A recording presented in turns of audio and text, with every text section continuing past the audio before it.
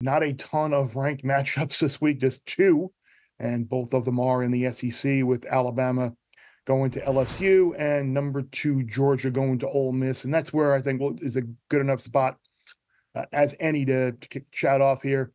Bulldogs 2.5, 3 in some places, total around 55.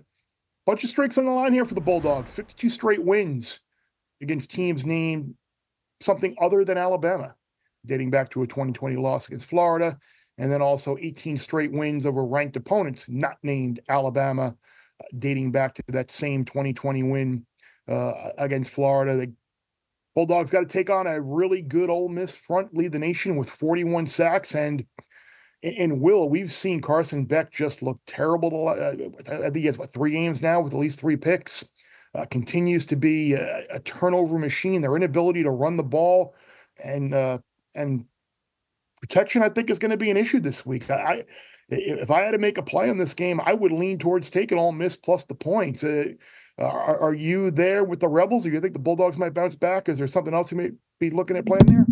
I like the under, and there was some 3.5s when this line popped up at certain books, and that I think was was pretty clearly the wrong number. Georgia probably shouldn't be laying 3.5 on the road here. I think Ole Miss is a little banged up on offense with Harris and the running back. And look, Georgia, I feel like Kirby Smart's going to go into this game and say, hey, I can't lose it with turnovers like I did against Alabama. Be a little conservative. They certainly miss McConkey and Bowers. They just don't have the usual firepower at offense that we're used to seeing from a Georgia team, where it's just NFL player after NFL player. It's not that same type of team. And Ole Miss, I think the perception to them is basketball on grass. They're going to outscore you, but until last week, they haven't really exploded on offense in SEC play, and they've been really good on defense. Like you said, their front 4, their front 7, really good. So to me, I don't know, like a 27-24 type of game, 23-20. I think for a lower scoring game, and I'm curious what you guys think. If Beck does throw one earlier, does throw 2 in the first half, would they think about benching him? I don't think so. He's been so bad. He's been so erratic. I normally would take Georgia in the spot just because it's Kirby Smart against Lane Kiffin. Beck makes it hard, really hard for me to back Georgia here, Sammy. Let me read you a snippet of a story I wrote in August of 2024. Dart is the perfect quarterback for Kiffin's explosive up-tempo offense, and he will put up Heisman numbers.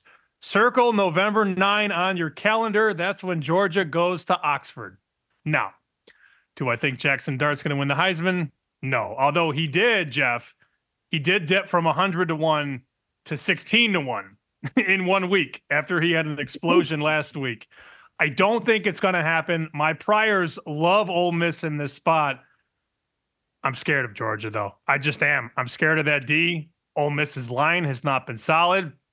If all things went to plan and Dart threw for 5 touchdowns and became 5-1 to win the Heisman, I would then have Hunter and Ward and Jackson Dart.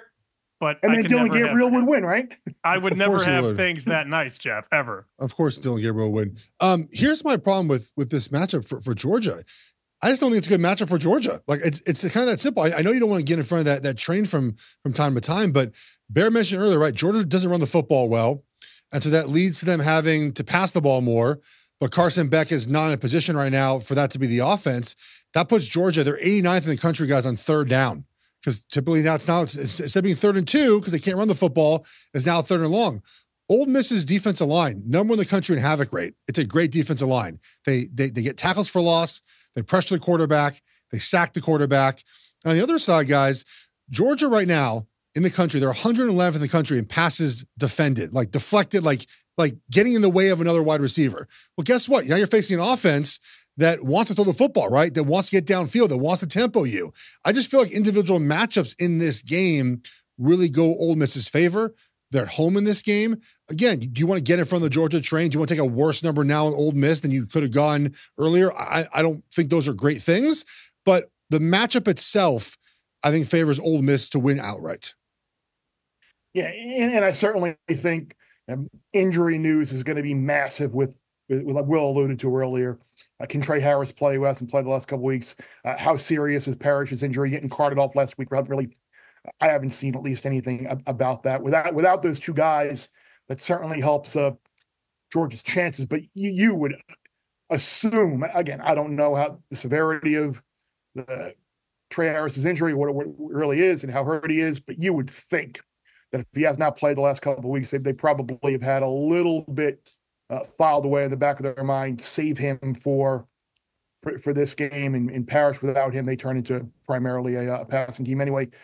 Throw this at you. If you think the Rebels can pull the upset off, is it worth playing maybe a future to win the SEC title on Ole Miss? Sure, they would lose a tiebreak with LSU, but they would hold a tiebreak against Georgia, and then obviously you've got A&M, Tennessee, Texas with one loss as well.